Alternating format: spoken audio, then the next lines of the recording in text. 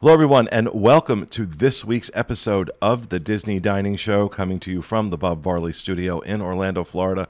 I'm your host, Pete Werner, joined this week by my good friends, Denny Sunderly. Hi there.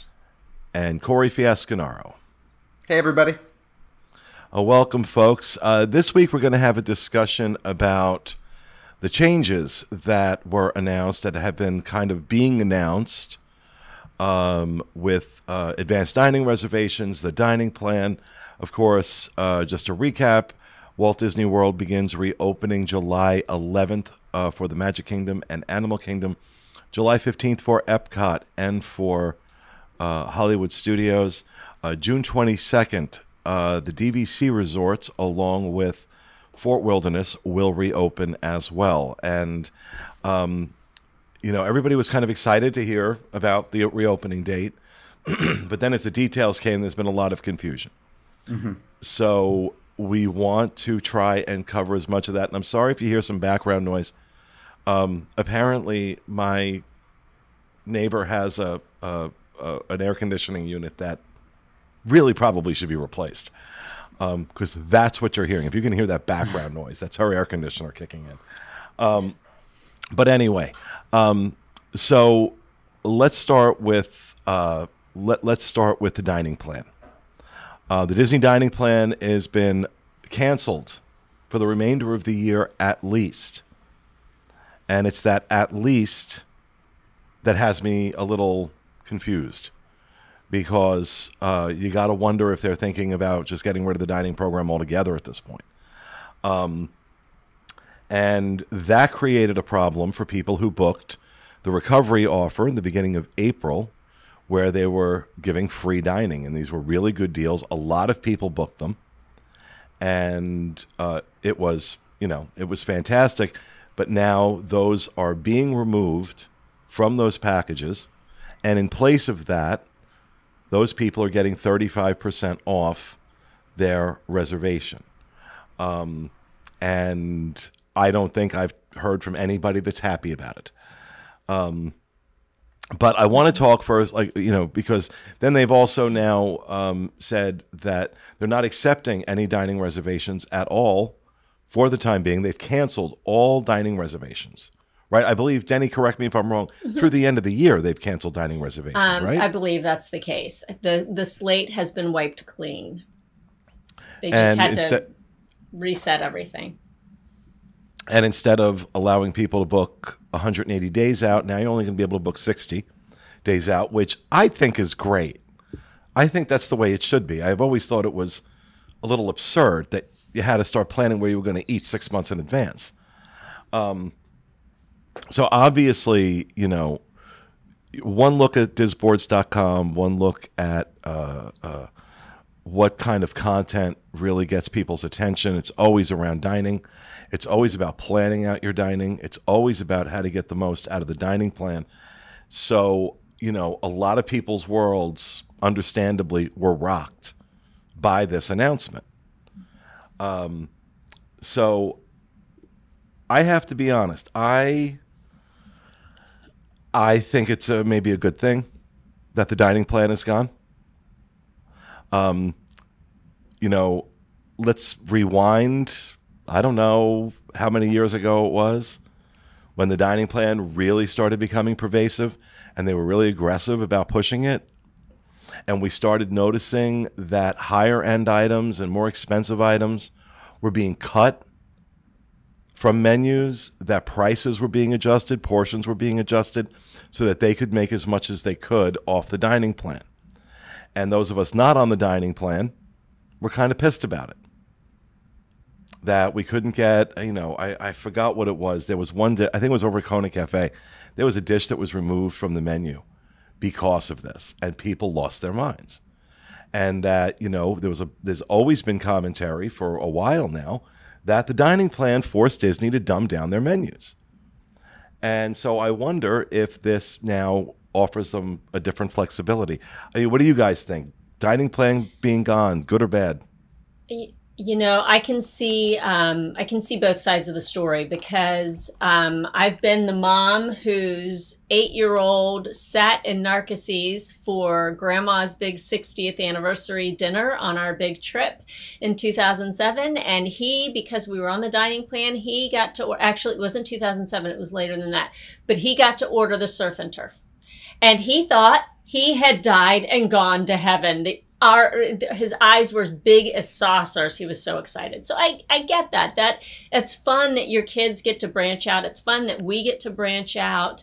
I have also been the person who the last few minutes in a park and you've got to head to the airport, you're trying to spend the last of your snack credits, because that's always a running tally in the back of your mind during your vacation. So I can see the good side and the negative side. I've heard of people just on the internet right now who are freaking out that they're afraid that they're not going to be able to get what they wanted at this point because now it's 60 days out and what they had so meticulously planned has been wiped clean. And I get that. I mean, good gravy. We're at the Diz is founded on, on the idea that it's fun to plan a Disney vacation. That's why we're here. We know that everyone loves their spreadsheets and getting up at 7 a.m., that 180-day mark, and getting those reservations. But everyone will be on a level playing field now. It's literally as level as it could be. And they have said on the site that they are, when it gets closer, a little bit closer to reopening date, they're going to start to introduce some of those dining reservations. Some of those things are going to start to become available again. And when they do, we'll be sure to report it on the Diz, but hang in there. I mean, I think that was the thing that you said on this week's show, Pete, essentially was, hey, we understand, we get it, hang in there. So, well, the other thing, point I was trying to make is that I could understand people losing their minds if this was just a Thursday and Disney decided to do this. Yeah. There's a real reason why this is being done. Yeah. And, we all have to be in this together. And they're trying to thread this impossible needle of reopening their business at the same time protecting the safety and well-being of their guests and their cast members. And none of us know what goes into that in a situation like this, because unless you run a 47 square mile resort, then you probably don't know. Yeah. I mean, and Disney's figuring this out as they go along, and they're doing the very best they can. Yeah. So I get it. I get, this means a lot to us. The planning, the experience, we've talked about this so many times before, that this is not a vacation for us. This is something else, right? This is, I go on vacation to Italy. There's an experience, an emotional experience, an emotional connection to Disney for us. Yeah. And so I get it. I really do. But I really just need everybody to take a breath. We're going to figure this out together. We're going to get through it. It's not going to be like this forever. Some of this stuff may remain permanently. We don't know. But we'll adjust to it. Mm-hmm. Nobody likes change. I don't like change. I never let go of anything that didn't have claw marks all over it. I love that expression because it fits me perfectly. I am not somebody who embraces change well. But I've also learned that it's the nature of things and that we are living in unprecedented times.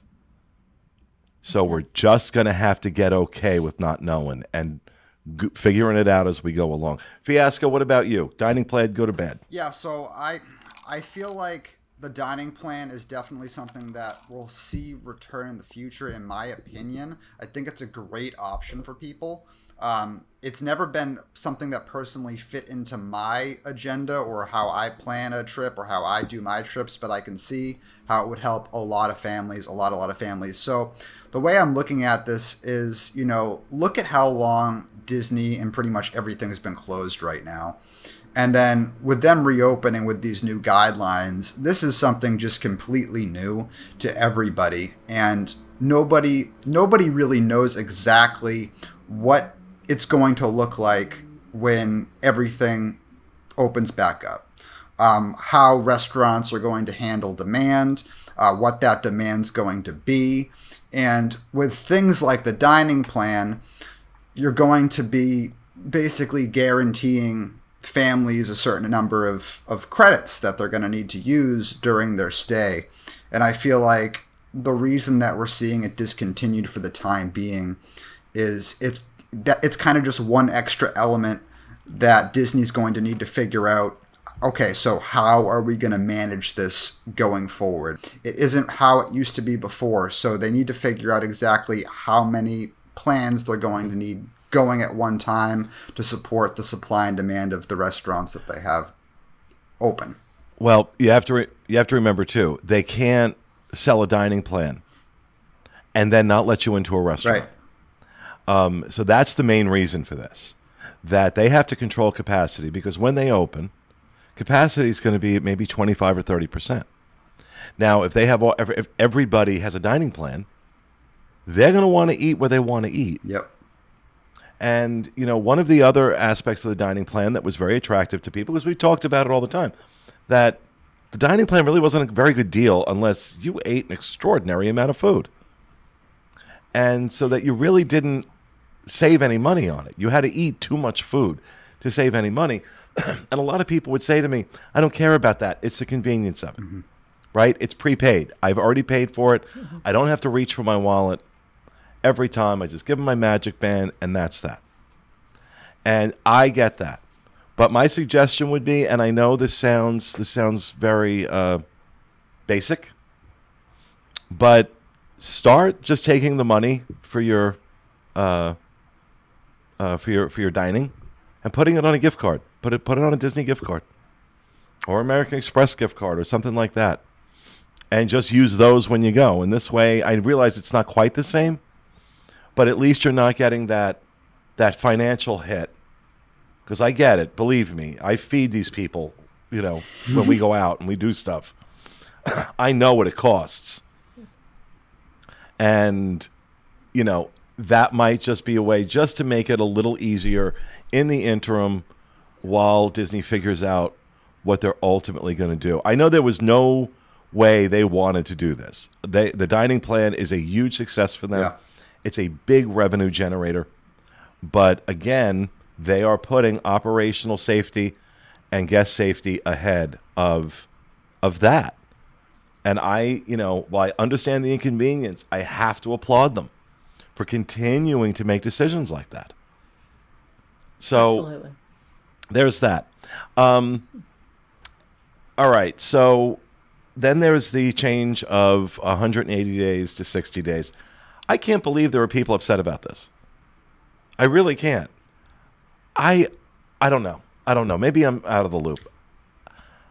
I have no desire to plan out where I'm going to eat. Yeah. 6 months in advance. None. And if it's a level playing field, right? If Right. we're all in the same boat, well, then it's no different to book it 60 days out than it is to book it 6 months out. Right. It's no different. And that's So- part of it. I'm sorry, Pete, but that's part of it. It's different. We have a hard time with change sometimes. And people who are avid Walt Disney World vacationers, this is just part of the DNA, right? We wake up, we plan for the 180-day mark. And so we wake up early that morning and we've got our list of where we'd like to, if not, then this. If not this, then that. That kind. All of your options are available to you. And it's a time of rejoicing when those are actually booked and you can kind of go, okay, shoo, I can check that off and now I focus on the next thing. So yes, it does push things a little closer to your vacation time. Like you're not going to be able to check that off at the 6-month mark for the foreseeable future. But again, it's going to be okay. We're all in this together, and everyone who's going to be vacationing at Walt Disney World is going to be in the same boat. And so, why it'll be a condensed timeline, we're all going to be feeling that, and we'll all get through Yeah. it. It will be interesting to see how many of those reservations are available on the 60-day mark with the new CDC social distancing, physical distancing guidelines. That is something I cannot wait to kind of see how that flushes out, just in practice in the restaurants. I mean, I like the 180-day planning for things like planning a birthday dinner and stuff like that. But for it to be like the baseline of what everybody has, like Pete said, I mean, I don't know 6 months in advance what I'm going to want to eat for breakfast on Monday, you know, like, but you kind of need to plan that way. And I remember vacations getting like planning the 180 days in advance and like getting Ohana, but then like maybe having a friend that's like, oh yeah, we're going to be in Disney the same time as you, like, want to come with us to breakfast here on this day. And I'm like, I'm so committed because now I had this Ohana reservation that I had to make sure I got 180 days in advance that I don't want to drop. You know, like I like 60 days being the baseline, and I wouldn't be disappointed if it stayed that way going forward. But again, the same argument can be made. Having that farther advanced reservation to make sure you can secure something like, you know, a 6 o'clock dinner at California Grill for somebody's birthday, that is really good too. So, I mean, I can swing kind of either way with it.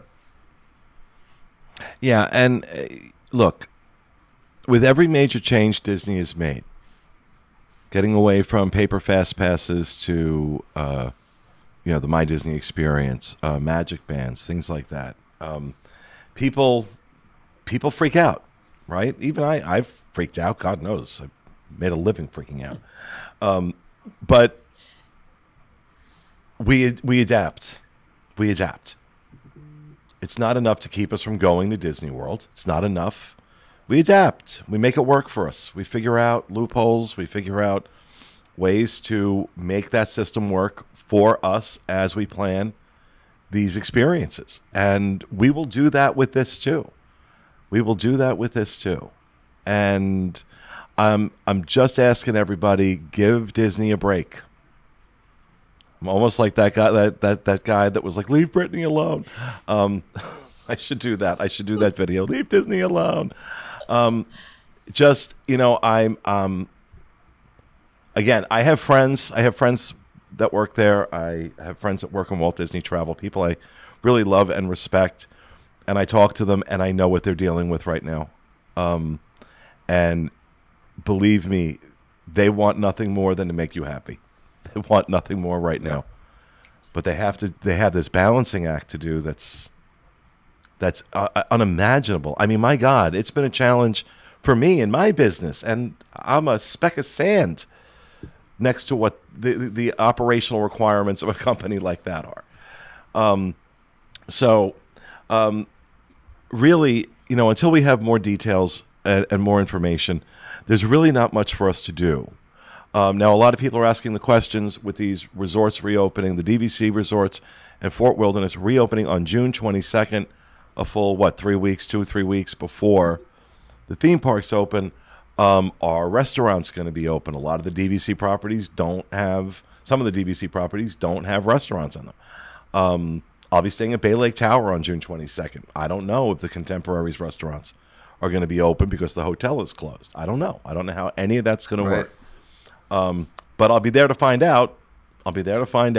And I'm sure they'll be making more announcements between now and then.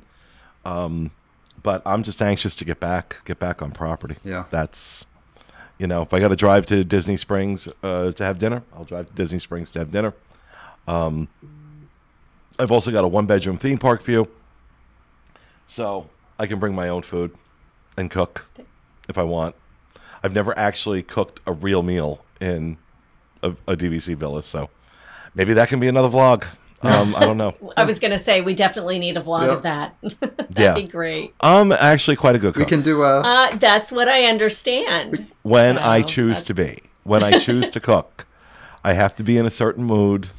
Yeah. We can do a Disney dining show. If I'm in that mood, if I'm in that mood and I go and cook, food's great.